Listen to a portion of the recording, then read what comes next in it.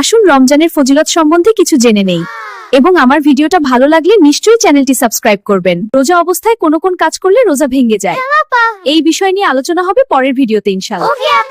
শোনো বাচ্চারা, সামনের মাস রমাদান মাস। আমাদের পরিবারের সকলকে বেশি বেশি করে নেক আমল করতে হবে। আচ্ছা মা, আমরা কি কি আমল করব আমাদেরকে তুমি বলো। তোমরা সুন্দর করে কোরআন তেলাওয়াত করবে এবং জিকির আজগার করবে।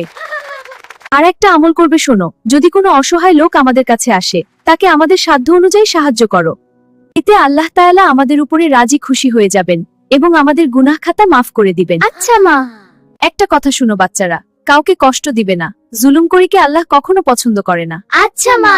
হাদিস শরীফে আছে, যে ব্যক্তি জুলুম করে আল্লাহ তাআলা সর্ব অবস্থায় তার উপরে লানত বর্ষিত করতে থাকে।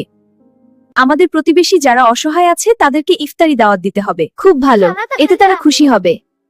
শোনো, রমজান মাসে 1 টাকা দান করলে 70,000 নেক আমল পাওয়া যায়। তাই আমরা বেশি বেশি করে দান সদকা করব এবং অন্যকে দান করার জন্য উৎসাহিত করব। শোনো, আমরা যখন সেহরি খেতে উঠব তখন অন্যকে রোজা রাখার জন্য জাগিয়ে তুলব।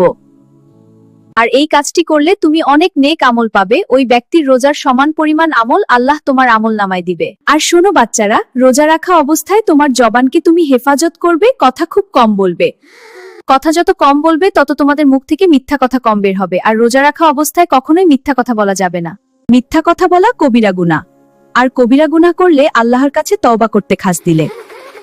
আর যদি তওবা না করা হয় তাহলে জাহান্নামের আগুনে 7,000 বছর তোমাকে জ্বলতে হবে। জাহান্নামের আগুন দুনিয়ার আগুনের চেয়ে 70,000 গুণ তেজ বেশি, যা একটা মানুষের পক্ষে সহ্য করা সম্ভব নয়।